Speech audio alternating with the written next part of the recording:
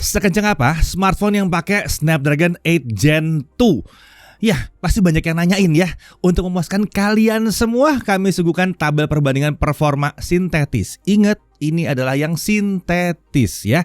Hasil pengujian dari Snapdragon 8 Gen 2 yang kami peroleh dengan menguji langsung ya, bukan nyomot data orang lain ya. Untuk Snapdragon 8 Gen 2 kita menguji langsung smartphone QRD atau Qualcomm Reference Design yang menggunakan tentunya Snapdragon 8 Gen 2. Kami akan sertakan beberapa skor iPhone 14 Pro yang kami uji sendiri juga karena adanya itu ya, seperti tes. Nggak usah protes ya. Adanya itu ya. Dan kami juga akan pakai skor MediaTek 9200 berdasarkan klaim dari MediaTek karena emang smartphone-nya belum ada. Jadi yuk kita langsung mulai. Ya, udah saatnya kita adu-aduan antara chip prosesor smartphone. Ya, saran saya nonton yang lengkap dengan kepala dingin dan perhatikan catatan penting di akhir pembahasan ini. Nah, kita langsung mulai aja. Antutu 9. Ini adalah aplikasi pengujian yang menggabungkan nilai-nilai yang diperolehnya. Sayangnya, meskipun pengujiannya lengkap, Antutu ini punya kebiasaan yang buruk. Makin baru versinya angkanya suka naik sedikit nih. Itu sebabnya makin naik lagi gitu, tergantung dari versinya. Tapi ya karena skornya yang paling banyak diminta, ya kami uji aja, nggak apa-apa ya. Nah, skor yang didapatkan untuk Snapdragon 8 Gen 2 adalah 1,28 juta kurang lebih. Ini meningkat jauh dibandingkan 8 Gen 1 ya, yang skornya cuma ada di kisaran 79% dari Snapdragon 8 Gen 2. Nah, sementara dengan SoC dari generasi sebelumnya, ya makin jauh lagi sih jaraknya. Nah, kalau kita bandingkan dengan skor dari Dimensity 9200 yang baru diumumkan oleh MediaTek, yang satu ini unggul tipis sekali ya, hanya di angka ketiga unggulnya. Jadi dari hasil pengujian secara menyeluruh berdasarkan Antutu, seharusnya smartphone dengan Snapdragon 8 Gen 2 adalah yang paling kencang.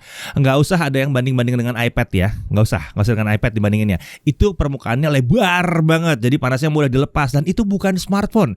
Yang bandingkan iPad atau tablet itu artinya nggak paham apa itu smartphone. Oke, kita lanjut ke Geekbench 5. Nah, kebalikan dari Antutu, Geekbench ini hanya menggambarkan sisi core prosesor dan mungkin kecepatan RAM juga ya. Nggak ada pengujian GPU dan yang lain-lainnya di sini.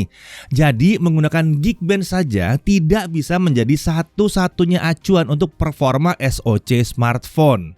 Nah, kalau dibandingkan dengan Snapdragon 8 Gen 1, SoC yang baru ini unggul jauh, sekitar 17% di single core dan hampir 30% di multi core.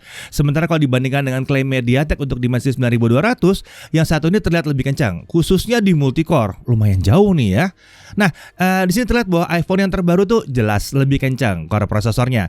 Tapi kan seperti kita bahas tadi ya, Geekbench ini kan cuma performa prosesor aja. Kalau mau lihat performa keseluruhan, harusnya sih ngeliat dari Antutu, walaupun itu skor sintetis. Sementara di Antutu tadi skornya gimana? Kalau ada yang lupa, diulang aja lagi skornya iPhone versus Snapdragon 8 Gen 2 di Antutu. Ya tentunya OS akan berbeda. Jadi skor-skor ini sebetulnya cuma buat acuan aja ya, acuan aja. Setidaknya di sini terbukti bahwa bocoran skor 8 Gen 2 yang katanya di kisaran 4000-an itu untuk multicore ternyata bohong ya. Skornya bisa jauh lebih tinggi. Sayangnya skor yang satu itu udah keburu dikutip banyak media ya. Heran ya, media ada aja yang ngutip skor-skor bocoran-bocoran kayak gitu. Kalau ini skor beneran yang 5000-an ini. Ya, seenggaknya kali ini kita bisa meluruskan ya bahwa skor Geekbench-nya itu sudah mendekati iPhone dan Antutunya bahkan melampaui iPhone. Oke, sekarang mari kita lanjut ke pengujian lainnya. Tapi di pengujian berikutnya kami tidak menyertakan iPhone ya, karena belum sempat diuji. Nah, di 3D Mark kami sempat nguji Wildlife Unlimited dan Wildlife Extreme Unlimited. Di kedua tes ini Snapdragon 8 Gen 2 terlihat lebih unggul sekitar 30% dibandingkan Snapdragon 8 Gen 1. Peningkatan di GPU-nya memang terlihat cukup jauh di sini ya. Kalau dibandingkan dengan 888, udah kejauhan jaraknya, jauh banget. Sayangnya MediaTek tidak memberikan skor untuk 3D Mark ya di preview mereka. Jadi ya nggak bisa kita masukin ke grafik yang satu ini. Sementara untuk GFX Bench, mari kita lihat di Manhattan 3.1 off screen. Di Di sini lagi-lagi Snapdragon 8 Gen 2 jauh lebih unggul dibandingkan yang 8 Gen 1 sekitar 26%. Sementara untuk skor preview di Dimensity 9200 ternyata dia unggul tipis ya. Tapi terbilang mirip lah hasilnya dengan yang 8 Gen 2 ini, walaupun angkanya menang tapi cuman angka belakangnya doang yang menang. Terakhir di Car Chase Off Screen, selisihnya dengan Snapdragon 8 Gen 1 terbilang cukup konsisten dengan hasil-hasil tes GPU sebelumnya. Jarak dengan SoC dari generasi sebelum itu juga terlihat jauh sekali.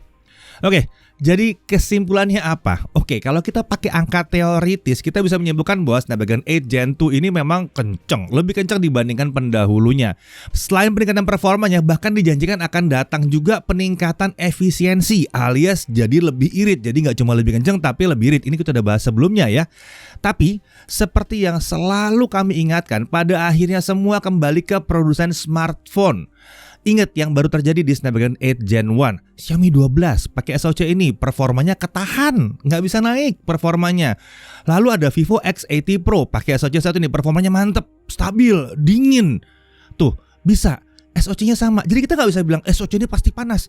Lah buktinya di satu HP dia jadinya panas dan nggak kenceng, di HP yang lain dia jadi dingin dan stabil. Gimana tuh? Ya, jadi HP-nya panas atau tidak sangat bergantung pada produsen smartphone. Bahkan pengguna iPhone juga udah banyak yang ngaku kok masih bisa throttling dan kepanasan kalau dipakai main Genshin Impact lama-lama. Ya, diingat lagi ya bahwa semua skor yang kami hadirkan di sini adalah potensi yang bisa dicapai, bukan kepastian bahwa itu yang pasti tercapai. Mari kita lihat aja nanti bagaimana para produsen smartphone bisa memanfaatkan SoC baru dari Qualcomm ini. Harapan saya sih fiturnya itu dipakai semua dan performanya paling nggak bisa stabil. Kalau kalian gimana? Oke, sampai sini dulu pembahasan kami kali ini. Saya Didi Irfan, jaga TV TV.